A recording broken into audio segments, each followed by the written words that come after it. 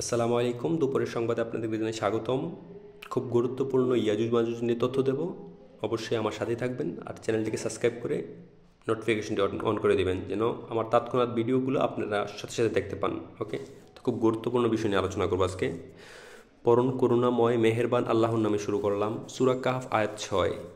হে মোহাম্মদ, যদি এরা তোমার কথার প্রতি যদি তারা ঈমান না আনে তাহলে দুশ্চিন্তায় তুমি হয়তো এদের পেছনে পেছনে ঘুরে নিজের প্রাণটা খোয়াবে। আল্লাহ পাক বলতেছে যে তুমি যাদেরকে দাওয়াত দিতেছ ওরা তো ঈমান আনবে না, তুমি তোমার নিজের জীবনটা ওদের পিছনে ঘুরতে ঘুরতে ঘুরতে ঘুরতে খোয়াবে, মানে শেষ করে লাইবা, তারপরেও তারা কি ঈমান আনবো না। তো এটাই বলা হইতেছে এই জায়গায়। এটা হলো আয়াত 6 বলা আছে, সূরা কাহফ আয়াত 6। আর এবার গুহাবাসীর কথা শোনেন। গুহাবাসীর সাথে ইয়াজুজ মাজুজের সম্পর্কটা কীরকম বুঝবেন আপনারা। যখন কয়েকজন যুবক গুহায় আশ্রয় নিল এবং তারা বলল, হে আমাদের রব, আমাদেরকে অন্যায়ভাবে শাস্তি দেওয়ার জন্য এক রাজা তার কিছু সৈন্যবাহিনী পাঠিয়েছে যেন আমাদেরকে ধরে নিয়ে যায় ওই রাজার কাছে। মানে গুহাবাসী তারা কেন গুহায় লুকান্বিত হয়েছিল, কেন তারা গুহায় আশ্রয় নিল, তারা হয়তো কোনো এক মহল্লায় অথবা কোনো এক দেশের রাজার বিরোধিতা করছিল। এই বিরোধিতা করার কারণে ওই দেশের রাজা তার কিছু সৈন্যবাহিনী পাঠাইছে যে ওই যুবকগুলোর দৈরানো, ওরা কিসের জন্য আমার বিরোধিতা করলো, ওদেরকে আমরা হত্যা করব। বা তারা কোনো এমন কিছু করছিল, বা তারা সত্য ধর্মের বিষয়টা হলো, ধরেন না সেই ছেলেটা কোনো এক অন্য একটা ধর্ম, তারা সেই গাছের পূজা করে, তো তারা জানতে পারছে যে না, গাছের পূজা করাটা ভুল, তো আমরা এক আল্লাহর আবাদত করব, এক আল্লাহর আবাদত করব। এজন্য তারা এক আল্লাহর আবাদত করার কারণে সে রাজা খবর পাইছে যে আমার রাজ্যে এক আল্লাহর আবাদত চলবে না, চলবে না, চলবে না। তো এর জন্য রাজা বলছে যে তাদেরকে ধরে নিয়ে আসো, তাদেরকে হত্যা করা হবে অথবা আমাদের ধর্মে ফিরিয়ে নেওয়া হবে। তো এই যেগুলো, যখন কয়েকজন যুবক গুহায় আশ্রয় নিল এবং তারা বলল, হে আমাদের রব, আমাদেরকে অন্যায়ভাবে শাস্তি দেওয়ার জন্য এক রাজা তার কিছু সৈন্যবাহিনী পাঠিয়েছে যেন আমাদেরকে ধরে নিয়ে যায় ওই রাজার কাছে। তো এবার শোনেন সূরা কাহফ আয়াত 10 কি বলা আছে শুনি আমরা। ওটা ওটা ওইটা ওইটা নিচেটা ছিল 10, এবার হলো 11, ঠিক আছে। দেখেন সূরা কাহফ আয়াত 11। যুবকরা যখন দোয়া করলো আমি তাদের দোয়া কবুল করলাম, অতঃপর তাদেরকে 309 বছর পর্যন্ত ঘুমন্ত অবস্থায় রেখে দিলাম, এমনিভাবে আমার নিদর্শনাবলী প্রকাশ করি। আল্লাহ বলতেছে যে যখন তার দোয়া করলো, তারা যখন গুহায় গিয়ে দোয়া করলো যে আল্লাহ আমাদেরকে রক্ষা করো, আমার রাজা ওই রাজা তো আমাদেরকে মাইরে ফেলবো, তখন আল্লাহ পাক তাদেরকে ঘুমন্ত অবস্থায় ওই গুহার মুখটা বন্ধ করে দিলেন না, গুহার মুখ বন্ধ করে নাই, কিন্তু তাদেরকে ওই গুহায় 309 বছর ঘুমন্ত অবস্থায় রেখে দিলেও তারপরে বলতেছে যে আমি আমার নিদর্শনাবলী এইভাবেই প্রকাশ করি। সবগুলো যদি একসাথে প্রকাশ করে কিন্তু লাভ হবে না। তো এই জন্য বলছে আল্লাহর নিদর্শনগুলো মানুষকে দেখায় জানি মানুষ সতর্ক হয়। তো আমার নিদর্শনগুলি এইভাবেই প্রকাশ করি। তারপর সূরা আল কাহফ আয়াত 20 কি বলা আছে, যদি যদি কোনোভাবে তারা বলতেছে, তারা যখন গুহায় আশ্রয় নিল তখন তারা বলল, গুহায় আশ্রয়ের প্রথম অবস্থায় অথবা ঘুমের থেকে ওঠার পরবর্তীতে, ঠিক আছে, তখন তারা বলল যে যদি কোনোভাবে তারা আমাদের নাগাল পায় পায় তাহলে হয় প্রস্তর আঘাতে হত্যা করবে অথবা আমাদেরকে জোর করে তাদের ধর্মে ফিরিয়ে নেবে। এমনি এবং এমন হলে আমরা কখনো সফল হতে পারবো না। মানে তারা বলতেছে যে আমাদের যদি নাগাল পায় তাহলে তারা তো আমাদেরকে হত্যা করবো অথবা তাদের ধর্মে জোর করে ফিরিয়ে নিব। অর্থাৎ মানে যেরকম তারা হয়তো সত্য ধর্মের খোঁজ পাইছে, তারা সত্য ধর্ম ইসলাম ধর্ম গ্রহণ করছে, ইসলাম ধর্ম গ্রহণ করার পরবর্তীতে রাজা খোঁজ পাইছে যে তারা ইসলাম ধর্ম গ্রহণ করছে, তাদের ধৈর্য নিয়ে আসো, তাদেরকে ধরে নিয়ে তাদেরকে হত্যা করবো। তো তার জন্য তারা এই গুহায় আশ্রয় নিল। তার পরবর্তীতে যখন তারা গুহায় আসার পরবর্তী তারা বলতেছে যে আমরা যদি এখন না লুকাইতাম বা আমরা যদি দূরে কোথাও নাও ছিলাম, তারা হয়তো আমাদেরকে দরতারলে মাইরা লাইব অথবা তাদের ধর্মে আমাদেরকে ফিরিয়ে নিব। তো এটাই বলা হইতেছে। ওকে, আর এ দেখেন তারা কিন্তু 309 বছর ঘুমন্ত অবস্থা ছিল। 309 বছর তারা ঘুমন্ত ছিল। আমরা কিন্তু বিশ্বাস করি ইয়াজুজ মাজুজ কোনো এক মাটির নিচে বসবাস করতেছে, কোনো এক জায়গায় বসবাস করতেছে, তারা আমাদের মাঝে আসতেছে না, কিয়ামতের আগে আসবো। আল্লাহ পাক স্পষ্ট ভাষায় বলে দিছে গুহাবাসীরা 309 বছর ঘুমন্ত অবস্থায় ছিল। আল্লাহ পাক তো বললেও পারতো যে তাদেরকে ঘুম পাড়া রাখছি, তারা কিয়ামতের আগে ঘুমতে উঠতে আইব, বলে নাই কিন্তু। এটা হলো একটা মানুষদেরকে পরীক্ষা করার জন্য, যেরকম পরীক্ষার মধ্যে যদি সব ফলাফল যদি প্রকাশ করে দেয় তা পরীক্ষার কোনো মূল্য আছে? তো ওইগুলো ওই ওই ইয়াজুজ মাজুজের নাম দিয়া মানুষদেরকে পরীক্ষা করবে আল্লাহ পাক, ঠিক আছে? দেখবেন পরীক্ষায় আপনি কি পাস না ফেল আপনি বুঝতে পারবেন এখন। তো তাদেরকে 309 বছর ঘুমন্ত রাখছে, ইয়াজুজ মাজুজে ছাইড়া দিচ্ছে, গুহায় বন্দি না। এবার আপনারা বুঝতে পারবেন।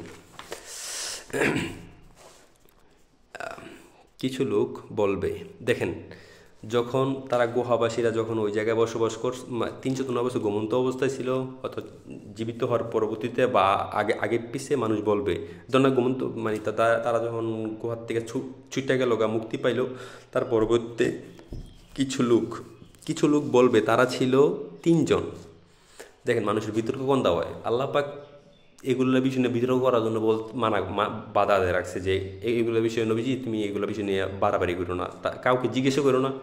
তো কিছু লোক বলবে তারা ছিল 3 জন, আবার অন্য কিছু লোক বলবে তারা ছিল 5 জন। এরা সব আন্দাজে কথা বলে। আল্লাহ পাক বলতেছে যে তারা কিসের জন্য এই সাধারণ বিষয় নিয়ে বাড়াবাড়ি করতেছে, এরা সব আন্দাজে কথা বলে। আল্লাহ পাক বলতেছে যে এরা সব আন্তাজি কথা বলে, মানে এগুলো এক্স্যাক্টলি কথা বলতে পারে না, সবাই আন্তাজি কথা বলে।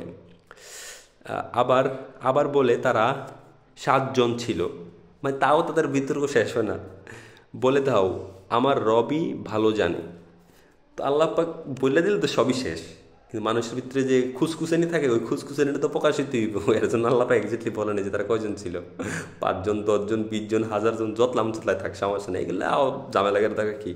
তাই বলছে যে বলে দাও হে মোহাম্মদ তুমি বলে দাও আমার রবি তা ভালো জানে।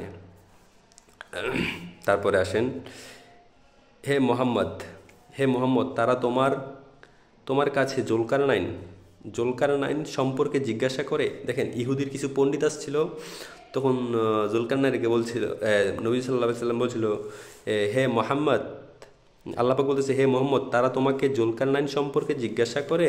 মানে প্রথম কথাটা ছিল এরকম যে ওয়াস আলুনাকা আন জুলকারনাইন, আর তারা তোমাকে জুলকারনাইন সম্পর্কে জিজ্ঞাসা করে,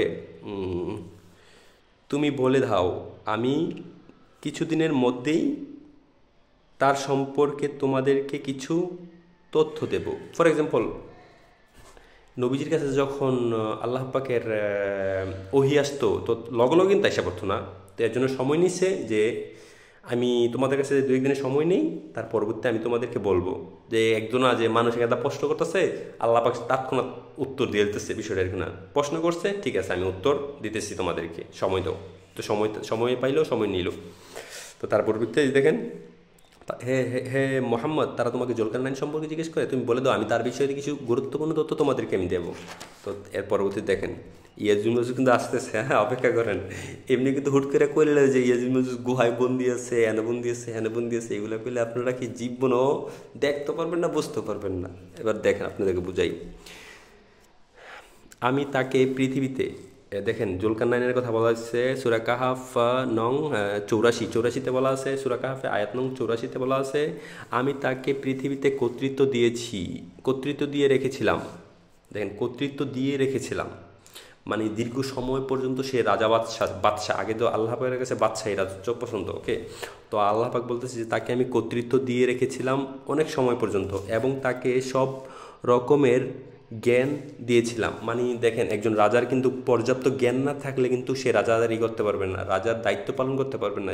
এসব দেখেন না বর্তমানে অযোগ্য ব্যক্তিরা সহকারে হ্যাঁ চার দোকান চা বেছে, হ্যাঁ ও ক্ষমতায় খারায় জায়গা। তো এগুলা করা যাবে না, ঠিক আছে? আপনার পর্যাপ্ত জ্ঞান থাকলেই তবেই আপনি রাজা বাদশাহ হইতে পারবেন, আর নাইলে হইয়েন না, তার জন্য হিসাব দিতে হবে আপনার, ওকে।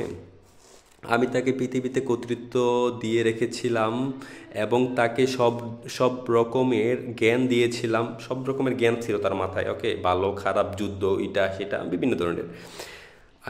দেখেন তার পরবর্তীতে সব ধরনের জ্ঞান দিয়ে রেখেছিলাম। এবং আয়াত নং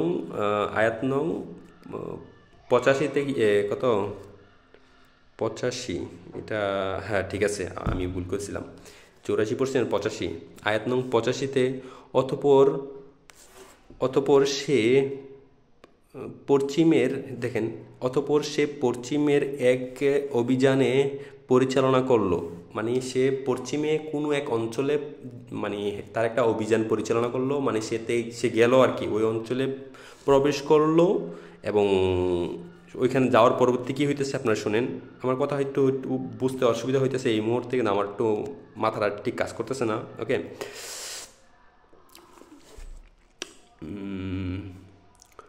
অতঃপর সে পশ্চিমের এক অভিযান পরিচালনা করল এবং সেখানে সে একটি জাতির দেখা পেল।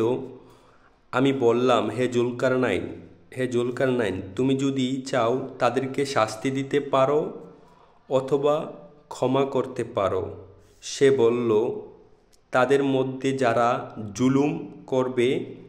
জুলুম করবে আমরা তাকে শাস্তি দেব। জুলকারনাইন কিন্তু একলা যায় নাই, এর জন্য বলছে আমরা, মানে একলা গেলে কিন্তু আমি শাস্তি দেব, আর যদি তার সাথে যদি সৈন্যবাহিনী থাকে আমরা হবে, ঠিক আছে। তো আমরা তাকে শাস্তি দেব, যদি তারা জুলুম করে শাস্তি দেব। তো দেখেন আল্লাহ পাক বলতেছে তাদেরকে তুমি শাস্তি দিতে পারো, ক্ষমাও করতে পারো। তো জুলকারনাইন যখন ওই জাতিকে পেল, ওই জাতির অঞ্চলে যখন প্রবেশ করলো, ওই জনপদে যখন প্রবেশ করলো জুলকারনাইন, তখন তিনি দেখতে পাইলেন কিছু মানুষ অশালীল আচরণ করতেছে, দুর্ব্যবহার করতেছে, হয়তো জুলকারনাইনের বাহিনীর সাথে অথবা তাদের অঞ্চলের মানুষের সাথেই তারা খারাপ আচরণ করতেছে। এর জন্য আল্লাহ বলতেছে যে তুমি চাইলে তাদেরকে শাস্তিও দিতে পারবা অথবা ক্ষমাও করতে পারবা। আর জুলকারনাইন বললো যে তাদের মধ্যে যে অতিরিক্ত জুলুম করব তাকে আমি অচিরেই শাস্তি দেব।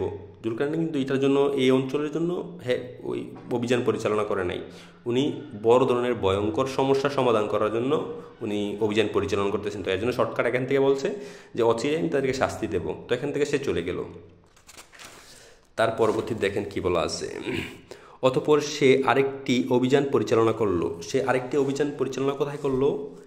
মেডেল, মানে যেখানে গাছগাছালি নাই, মানে মরু অঞ্চল আপনারা এখানে বুঝতে পারবেন। তারপর সে আরেকটি অভিযান পরিচালনা করলো। সে দেখলো সূর্য এমন এক জাতির উপর দিয়ে উদিত হচ্ছে যার জন্য রোদ থেকে বাঁচার কোনো গাছগাছালি ওই অঞ্চলে তৈরি করিনি বা রাখি নাই। ফর এক্সাম্পল, ওখানে আল্লাহ পাক বলতেছে যে জুলকারনাইন যখন আরব অঞ্চলে আসলো বা মরু অঞ্চলে আসলো, আসার পরবর্তীতে সে দেখতে পেল এমন একটা জাতি, তারা সাধারণ জীবনযাপন করতেছে, তারা সরু সরু তাঁবু বানাইয়া এখানে ঘরবাড়ি বানায় থাকতেছে, বসবাস করতেছে। ওকে, তো তার পরবর্তীতে জুলকারনাইন দেখলো যে এ তো সাধারণ মানুষ, এখান থেকে কোনো ঝামেলা নাই। তো জুলকারনাইন, আল্লাহ পাক বলতেছে যে সে এমন একটা স্থানে এসে পৌঁছলো যার জন্য আমি কোনো আড়ালামি সৃষ্টি করি না ওই জাতির জন্য, ওইখানে কোনো গাছগাছালি ছিল না, এর জন্য মরু অঞ্চল ছিল, ঠিক আছে। তো তার পরবর্তীতে সে আবার আরেকটি অভিযান পরিচালনা করলো। অভিযান পরিচালনা করলো। আয়াত 94। তারা বলল, দেখেন এই জুলকারনাইনের শুরু হয়ে গেল। জুলকারনাইন আপনাদেরকে স্পষ্ট করবো।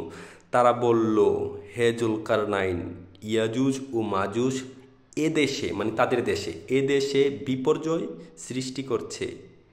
আমরা কি আপনাকে এই কাজের জন্য কিছু পারিশ্রমিক দেব? এজন্য যে আপনি একটি প্রাচীর নির্মাণ করে দেবেন তাদের ও আমাদের মধ্যে। তো তারা বলতেছে যে হে জুলকারনাইন, দেখেন কোরআন আয়াতটা, বিসমিল্লাহির রহমানির রহিম, কুলনা ইয়া জুলকারনাইনি ইন্না ইয়াজুজা ওয়া মাজুজা মুফসিদুনা ফিল আরদ ফাহাল নাজআলু লাকা খারাজান আলা আন তাজআলা বাইনানা ওয়া বাইনাহুম সাদ্দা। এভাবে বলা আছে। তো তারা বললো যে হে জুলকারনাইন, দেশে ইয়াজুজ ও মাজুজ অশান্তি সৃষ্টি করতেছে, আপনি তাদের ও আমাদের মধ্যে একটা প্রাচীর নির্মাণ করে দেন। এজন্য যদি আপনাকে পারিশ্রমিক দিতে হয়, আমরা পারিশ্রমিক দিতে রাজি আছি যদি আপনি একটা সমাধান করে দেন আমাদেরকে। তো আমি দেখেন আমার ভিডিওটা 15 মিনিটের বেশি ভিডিও আপলোড করতে পারতেছি না, কেননা আমার অনেক কিছু বাকি আছে সেটিং করার জন্য। তো আমি আগামী পর্বে মূল তথ্যটা, মানে এই বিষয়টা যদি আপনারা অবগত না থাকেন তো আপনারা কিন্তু বুঝতে পারবেন না যে আসলে বিষয়টা কী বুঝতেছি, ইয়াজুজ মাজুজ আমরা কীভাবে চিনব। তো আমি এতটুকু পর্যন্ত রাখলাম আজকে ভিডিওটা। তো আমি ভিডিওটা করে রাখতেছি, হয়তো 2-3 ঘন্টা পরে অথবা 4-5 ঘন্টা পরে আমি আবার ভিডিওটা আপলোড করবো বাকিরা। তো আপনারা স্পষ্টভাবে বুঝতে পারেন। আল্লাহ আসসালাম, সাথেই থাকুন, চ্যানেলটাকে সাবস্ক্রাইব করলেও নোটিফিকেশন অন রাখুন।